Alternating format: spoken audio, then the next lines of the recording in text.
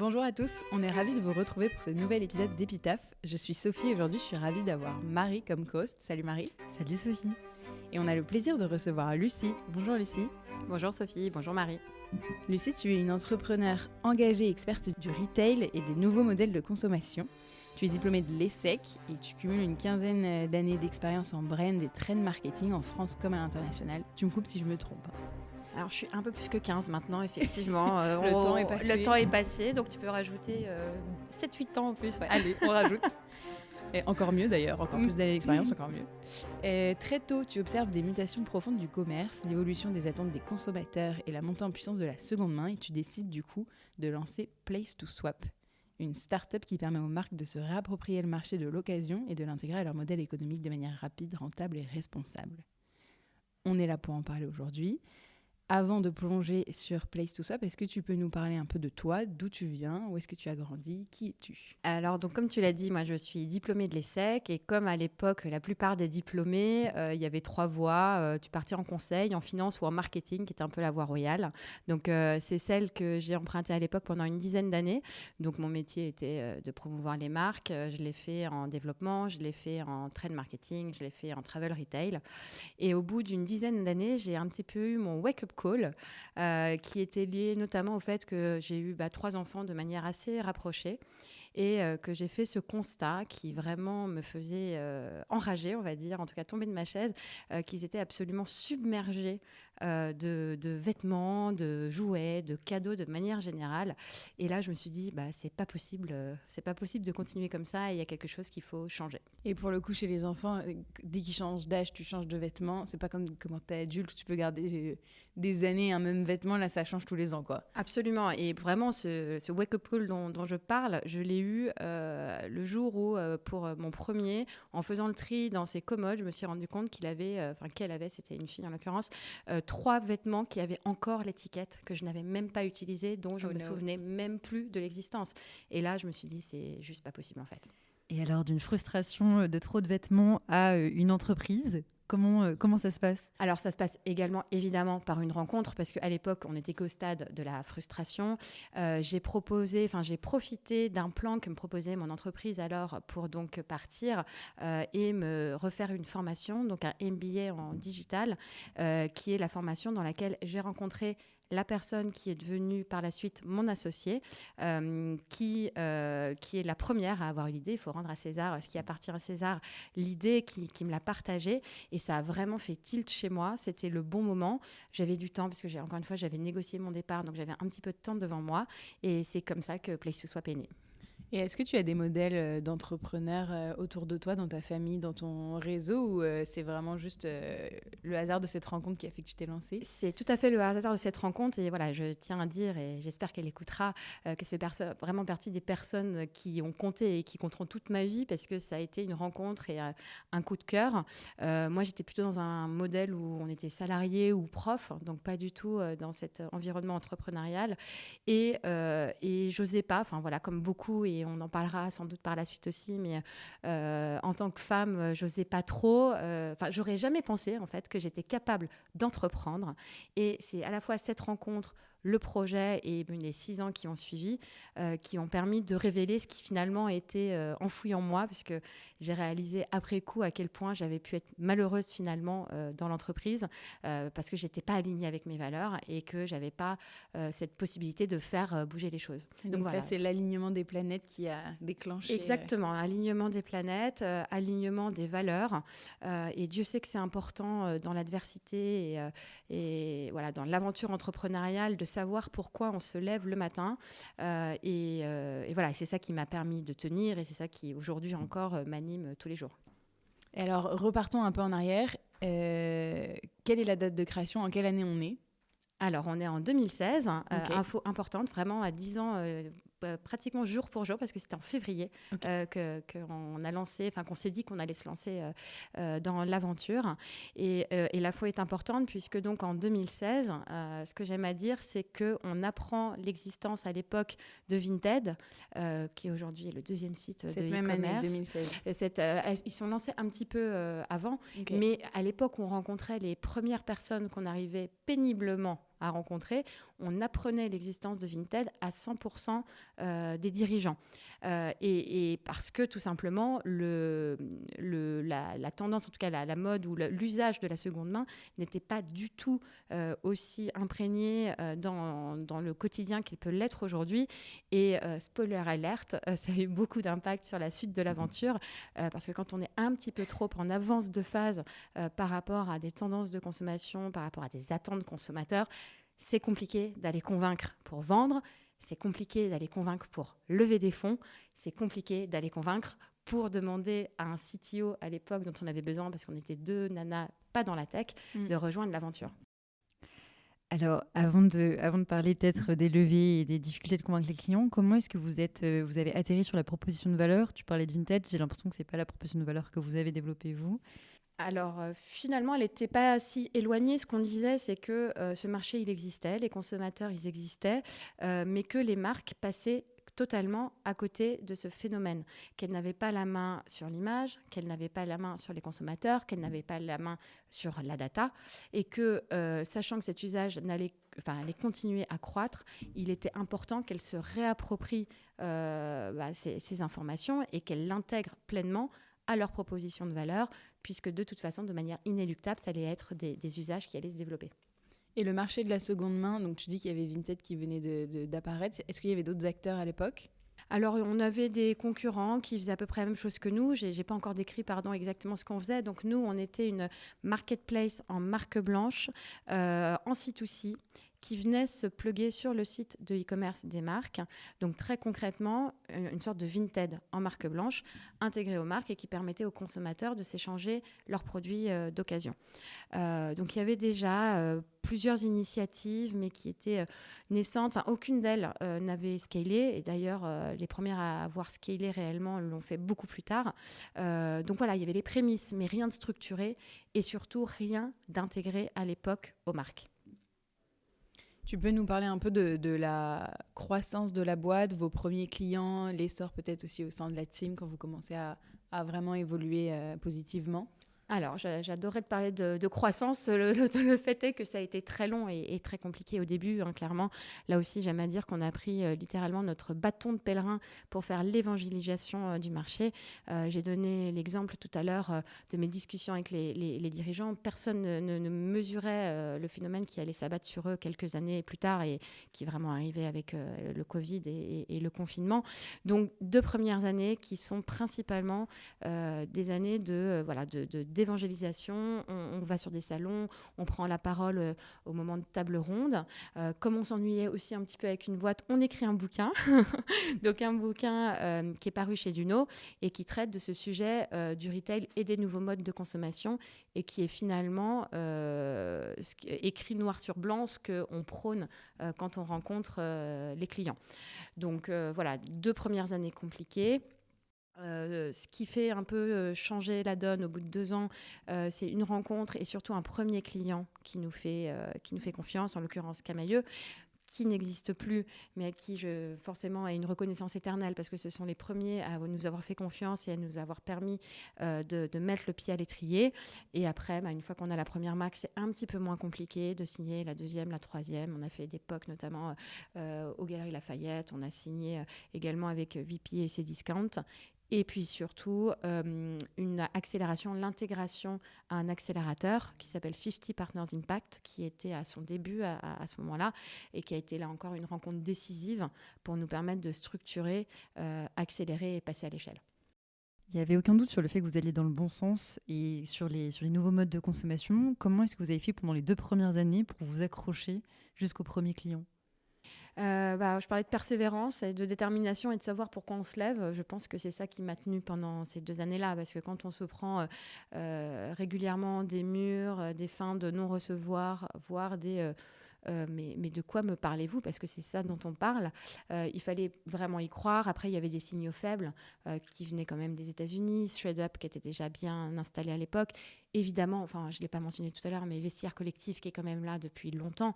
Donc, on savait que l'intuition était là, que l'intuition était la bonne, que le business allait finir par se développer. Et pour cause, c'est ce qui s'est passé à partir de 2020 et du confinement.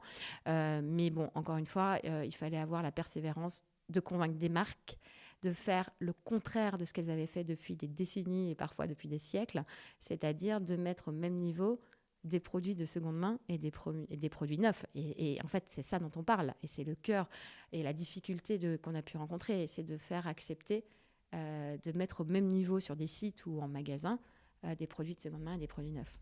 Et aujourd'hui, ça nous paraît être une évidence, mais ça ne l'était pas à l'époque. Quelles étaient les priorités des marques et quelles étaient peut-être les raisons de leur refus à l'époque? Je ne suis pas sûre que malheureusement que les raisons aient vraiment changé, en particulier dans la mode, qui était cœur de cible pour nous, puisque c'est là où l'usage de la seconde main était le plus répandu.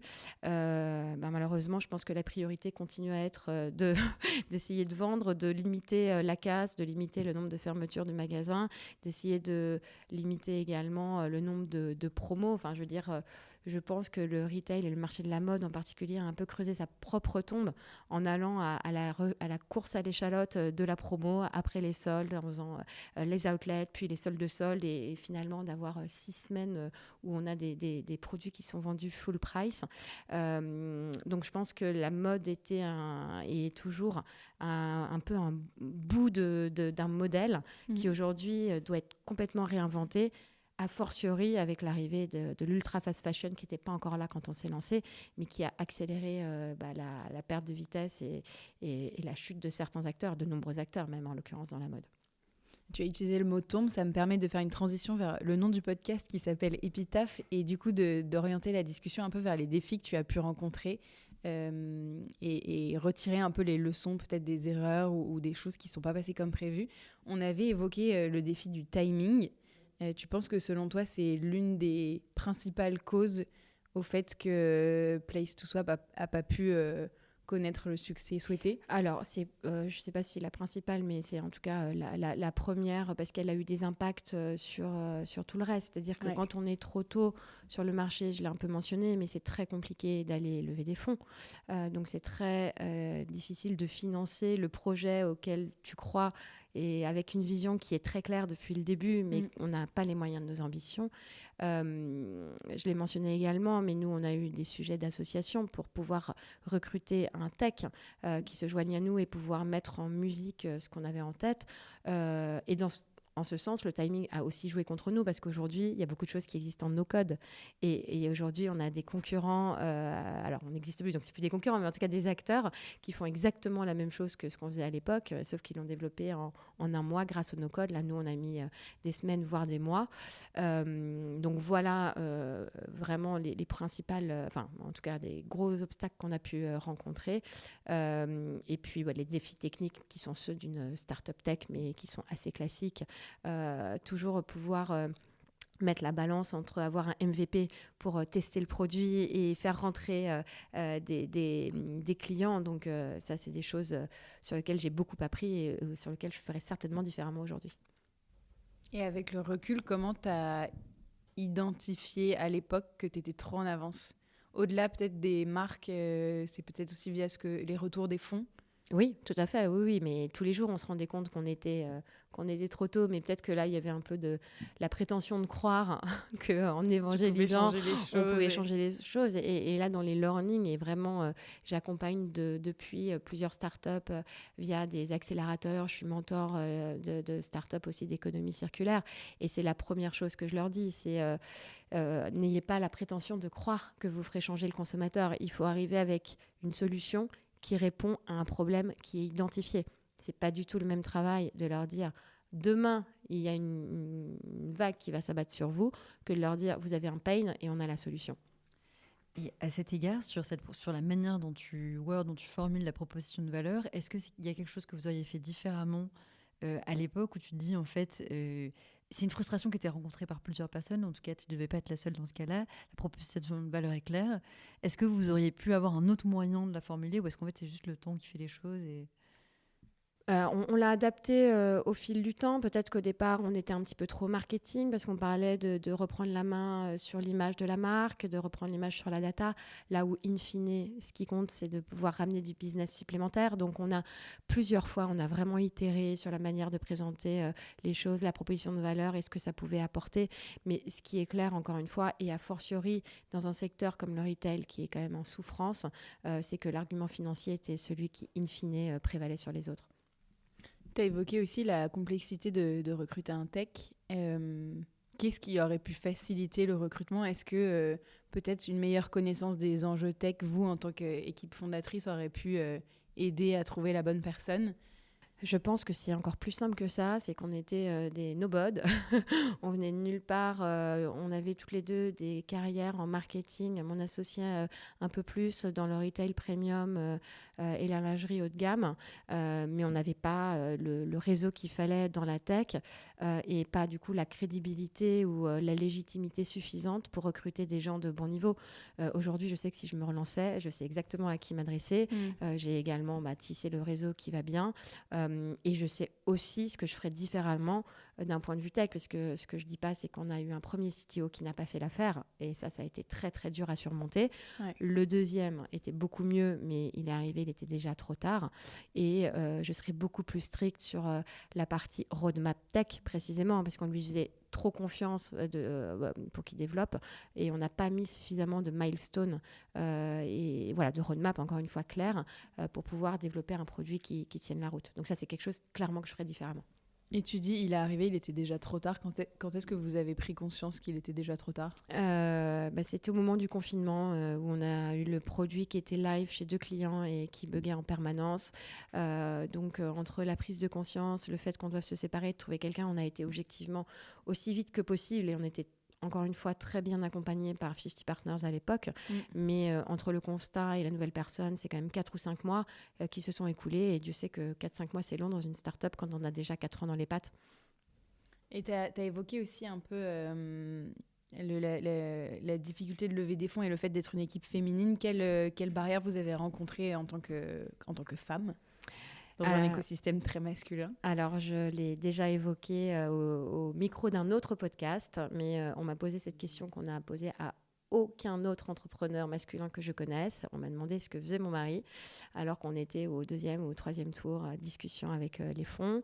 On m'a dit que je faisais de la com, parce que je venais du marketing et qu'on avait écrit un bouquin. On m'a dit que j'étais académique, donc sous-entendu pas business oriented. Et alors même à l'époque qu'on avait déjà 2 produits qui tournaient chez le client. Donc voilà, j'ai eu ce type de petites phrases plus ou moins insidieuses, parfois vraiment ouvertement misogynes, mais qui ont été une réalité et que je ne soupçonnais pas. Et ceci explique aussi pourquoi j'ai été l'une des premières signataires de la charte Sista quand elle était sortie à l'époque. On a fait aussi partie de la première promo parce qu'on a vraiment ressenti ça de plein fouet. Et à cet égard, puisque tu es resté dans cet écosystème quand même et tu auras l'occasion de nous en reparler, comment est-ce que tu vois les choses évoluer ? Comment est-ce que tu peux percevoir l'impact de Sista notamment et d'autres initiatives ? Alors moi, je suis hyper enthousiaste et reconnaissante là aussi aux filles d'avoir lancé l'initiative, parce que comme elles le disent, je paraphrase leur claim, c'est compter les femmes pour que les femmes comptent. Pour pouvoir faire bouger les choses, il faut commencer par faire le constat et avoir des données chiffrées. Et quand les données chiffrées viennent du BCG, me semble-t-il, plutôt que de choses un peu empiriques, on a tendance à plus les prendre au sérieux qu'un ressenti comme celui que je peux vous partager aujourd'hui en vous disant, on m'a posé cette question. Donc, partant de là, je pense que ça a permis à certains fonds, notamment, et j'ai parlé avec certains investisseurs à l'époque, lors de la soirée de lancement, prise de conscience vraiment de ce qui se passait, du fait qu'il y avait aussi peu de femmes dans les deal flow, et que quand au départ on en a très peu, c'est encore plus dur d'en avoir en bout de chaîne.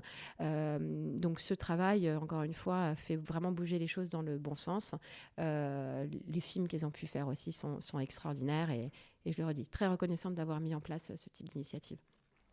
On ne l'a pas trop évoqué, mais le business model aussi est compliqué. Il y a beaucoup de logistique, beaucoup d'éléments techniques qui rentrent en compte. Est-ce que tu peux nous parler un peu des des problèmes rencontrés? Oui, alors tu fais bien de le mentionner parce qu'encore aujourd'hui, on voit bien qu'il y a peu d'acteurs, même Investir Collective, qui est là depuis très longtemps, a du mal à avoir un modèle qui fonctionne.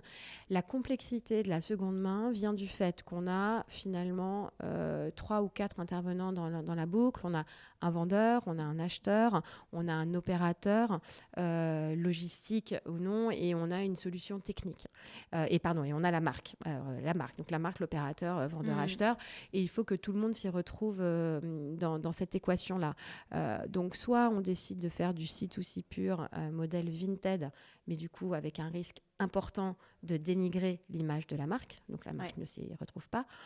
Soit on décide de faire de l'achat-revente sous la bannière de la marque, mais dans ce cas-là, on a des coûts opérationnels de stockage, d'opérations qui sont vraiment importants. Donc, dans ce cas-là, on ne peut pas avoir des marques low cost qui rentrent dans ce modèle-là. Et c'est là où l'équilibre est toujours compliqué à trouver entre un vendeur satisfait, un acheteur qui a un produit de qualité, une marque qui a ses standards qui ont été respectés, et entre les deux, donc un tiers qui doit aussi gagner sa vie. Donc c'est ça toute la complexité aujourd'hui de la seconde main, qui n'a pas encore été complètement craquée. Qu'est-ce que vous aviez sous-estimé potentiellement comme difficulté parmi tous ces acteurs de la chaîne de valeur, ou qu'est-ce que vous avez compris au fur et à mesure des années sur comment réussir à les ajuster tous? En fait, c'est un peu ce que je décrivais, c'est le fait qu'il y ait autant de personnes à contenter. J'appelais ça le carré magique pour que tout le monde puisse y retrouver son compte. Et c'est là où le modèle mass market pur qu'a développé Vinted ne peut être rentable que s'il y a des volumes absolument phénoménaux, parce qu'il gagne des clopinettes sur des clopinettes. Donc ça fonctionne sur un gros volume. Et à l'inverse, d'avoir des marques qui acceptent de prendre la logistique, mais du coup, qui ont du mal à retrouver un équilibre économique et qui vont accepter que ces offres de seconde main répondent à un autre enjeu d'image, de nouveaux modes de consommation, RSE évidemment. On a rencontré à l'époque des acteurs très précurseurs sur ces sujets, très avant-gardistes, et qui étaient prêts à perdre peut-être un peu d'argent, parce que pour eux c'était important d'assurer l'allongement de la durée de vie de leurs produits, et du coup de s'engager dans une démarche de décarbonation, ou plus globalement de réduction de leur empreinte globale. Est-ce que quand vous commencez à sentir le déclin et ce moment de bascule, comment vous le vivez déjà vous entre associés, en perso, à quel point vous avez été accompagné et par qui, et comment aussi vous avez vécu ça au sein de l'équipe? Oui. Alors, je le redis, éternellement reconnaissante de l'accompagnement qu'on a eu de 50 Partners Impact, qui nous a accompagnés jusqu'au dernier moment. Et pour moi, c'est la preuve que ce sont des gens bien et vraiment bienveillants. C'est-à-dire que je pense que plus d'un fonds ou un accélérateur aurait lâché l'affaire et nous aurait laissé mourir à petit feu. Ils se sont démenés jusqu'au dernier moment pour essayer de trouver des solutions et à nous aider aussi à prendre un peu de recul et avoir un peu de lucidité, de clairvoyance dans des moments où on est objectivement dans la roue du hamster et on voit plus rien. Prendre de la hauteur. Prendre de la hauteur. Et ça, j'insiste aussi après auprès de toutes les startups que j'accompagne. Faites-vous accompagner, demandez des avis extérieurs, n'ayez pas peur de parler de vos projets, ne vous enfermez pas. On manque de lucidité, on manque de clairvoyance dans ces moments-là, et on fait des choses, parfois des choix qui ne sont pas les bons. Donc ça a été clé. Et en fait, même dans la difficulté, les 2 dernières années ont vraiment été très, très, très, très difficiles. Mais ce dont je suis très fière et que je dis encore aujourd'hui, c'est que jusqu'au bout, on s'est tenu les coudes, vraiment avec mon associé. Quand je vois le nombre d'entreprises qui mettent la clé sous la porte pour des raisons de conflit d'associés, et à quel point c'est dur humainement, moi j'ai cette satisfaction d'avoir réussi jusqu'au bout. On s'est tenu les coudes et on a réussi à pas s'embrouiller. On s'est encore vu il y a 3 semaines, et c'est toujours un plaisir de se voir. Elle habite pas à Paris, donc on se voit pas tous les 4 matins, mais voilà, humainement ça a été une aventure très riche, et le learning de ça, et si je devais donner un conseil, c'est que c'est extrêmement important, et ça aussi je le dis toujours aux startups que j'accompagne, dès le début de l'aventure, de valider que vous avez un socle de valeurs commun.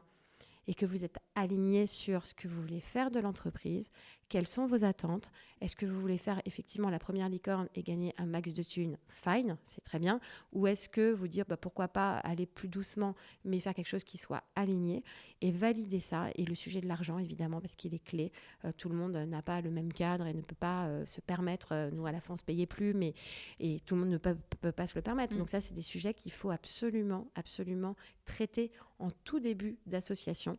C'est un peu comme le contrat de mariage, on fait on envisage le pire en espérant qu'il ne se passera pas, mais ça permet vraiment d'éviter des problématiques qui sont généralement très très douloureuses de ce que j'ai pu en voir dans mon entourage. Est-ce que maintenant que tu as un peu de recul, tu le referais ? Ah oui, j'hésiterai pas une seconde.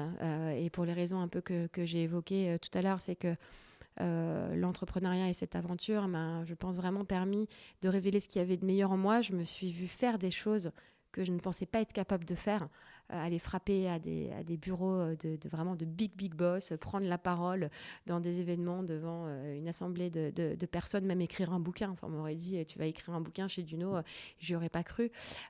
Et donc oui, ça m'a permis de gagner confiance en moi et d'être là où je suis aujourd'hui. C'est-à-dire que je ne ferais pas ce que je fais aujourd'hui. Donc voilà, pour faire un fast-forward, je ne sais pas trop comment tu veux faire la suite de l'entretien, mais j'ai par la suite, du coup, rejoint un cabinet de stratégie RSE qui m'a permis de consolider ou en tout cas de mettre à profit tout ce que j'avais pu apprendre dans cette expérience-là. Et j'aurais jamais été chez eux si j'avais pas eu cette aventure. Donc, pas de regret. Et on en parlait un peu en off, mais ce nom de podcast Épitaphe, il est un peu dur parce que c'est pas la fin, c'est vraiment juste la fin d'un chapitre, mais le début d'un nouveau. Est-ce que tu peux nous parler un peu de l'aventure qui s'apprête à commencer bientôt pour toi ? Oui, voilà, c'est exactement dans la continuité de ce que je disais précédemment. Donc, je suis passée 2 ans et demi dans un cabinet qui s'appelle We Don't Need Roads. Et là, donc, le prochain chapitre qui va s'ouvrir très prochainement dans les semaines qui viennent, c'est retour un petit peu à mes premières amours, puisque je reviens une entreprise qui s'appelle Ricom et qui fait de la revalorisation de produits principalement textiles, mais pas que, et qui est finalement la suite logique de ce que j'avais fait avec la seconde main. Donc, historiquement, l'entreprise en question traitait des opérations précisément de seconde main, donc réception des produits en entrepôt, remise en état, cleaning et renvoi, et donc a élargi la proposition de valeur à la revalorisation de produits. Ça peut être des produits d'exposition, des retours, des produits qui sont dans des entrepôts depuis des mois et des mois. Et là, c'est pour moi l'illustration vraiment même de la raison d'être de ce podcast. C'est que c'est pas une épitaphe, c'est finalement la fin d'une aventure qui permet d'écrire d'une autre. Exactement. Sachant que ce ne sera pas une entreprise que tu as fondée toi-même, comment est-ce que tu penses que tu vas réussir à prendre tout le meilleur de l'entrepreneur en toi pour l'appliquer dans cette value proposition que tu étends, mais qui n'est pas complètement entre tes mains? Alors, c'est évidemment une bonne question et le fondateur me l'a posée. Et moi, en fait, je vois ça plutôt, je suis hyper contente de me dire que je vais faire tout ce que j'adore, c'est-à-dire développer, faire du bizdev, faire des partenariats stratégiques et accompagner la croissance de cette entreprise sans avoir tout le back-office de l'entrepreneur. Et les petites merdes qui sont souvent des grosses en termes d'admin, en termes de RH, en termes de compta, qui sont extrêmement chronophages, time consuming et qui, moi, pour le coup, me nourrissent pas. Par contre, aller rencontrer des clients, aller discuter de leurs besoins, de leurs pains et essayer de trouver une solution, ça m'anime. Et donc, finalement, je me dis, c'est un bon équilibre d'être dans une entreprise de taille encore relativement modeste. Il y a déjà 35 personnes, donc c'est plus si petit. Mais pouvoir contribuer à avoir ma pierre à l'édifice avec tout ce que j'ai pu apprendre chez Place to Swap, au contraire, c'est tout bénef des deux côtés. Mais est-ce que malgré le fait que tu aies conscience de toutes les grosses merdes qu'on a quand on est entrepreneur, un jour tu te relancerais peut-être ? Faut jamais dire jamais. Donc voilà, affaire à suivre, exactement. Et alors, on a t'étends le rôle que tu veux apporter dans la société avec ce nouvel emploi. Tu disais aussi que tu accompagnes pas mal de startups. Comment est-ce que ça a été utile pour toi dans la suite après Place to Swap ? Et est-ce qu'aujourd'hui, tu vas continuer à le faire? Qu'est-ce que ça t'apporte? Qu'est-ce que ça apporte aussi aux autres, bien sûr? Alors là encore, ouais, très, très bonne question. Alors moi, ça a été un exercice extrêmement, extrêmement riche et fructueux et même nécessaire après la fin de Place to Swap. Donc ça a duré 6 ans. Et pour faire mon deuil et pour rebondir derrière, l'exercice, encore une fois, a été très très riche parce qu'il m'a permis de voir à quel point finalement j'avais appris beaucoup de choses. Bon, c'était assez intuitif, les gens disent bien sûr tu as appris des choses, mais sauf que quand tu ne le mesures pas et que quand tu ne le confrontes pas à une réalité d'autres entreprises, tu ne le réalises pas nécessairement. Donc en quelque sorte, ça m'a permis de sédimenter, de post-rationaliser un certain nombre de choses que j'avais faites de manière empirique, intuitive au cours de mon entreprise et de me rendre compte notamment que sur la partie sales, B2B, qui avait été la plus douloureuse pendant l'aventure, c'est aussi là où j'avais le plus appris et là où j'avais le plus à transmettre, parce que là encore, je ne vous apprends rien. Une entreprise, une start-up qui fait du B2B, le sales, c'est un sujet pour 99,99% des startups. Donc, exercice... vraiment qui m'a été très très bénéfique, aussi pour la reprise de confiance en soi, tout ce process de deuil encore une fois et de rebond. Et au-delà de ça, c'est de toute façon un exercice que j'adore parce que j'adore transmettre, j'adore partager. Comme je l'ai dit aussi, j'ai reçu beaucoup de la part de mentors, de l'accélérateur, des partenaires à l'époque de 50 qui m'ont accordé de leur temps. Et donc j'ai l'impression de rendre un peu aussi ce que j'avais reçu à l'époque. Et sur les dernières années de difficulté, une question que je me posais, c'est comment est-ce que tu fais la différence entre persistance et obstination? Alors, c'est une excellente question. Et là encore, je dirais que le fait d'être bien accompagné est absolument clé. Parce que quand on est dans sa roue du hamster, qu'on est là et que c'est son bébé, qu'on a envie de le sauver et qu'on fait tout et qu'on met ses dernières forces, ses dernières énergies, on a très souvent, on manque de clairvoyance, de lucidité pour prendre certaines décisions. Et là, c'est un de nos investisseurs, qui était aussi partenaire chez 50, qui nous a dit un jour, vous savez les filles, l'intelligence managériale, c'est aussi de savoir parfois s'arrêter. Et cette phrase, elle m'a beaucoup marquée. Parce que d'une part, il nous disait une réalité de toute façon qui était une évidence, il fallait qu'on arrête.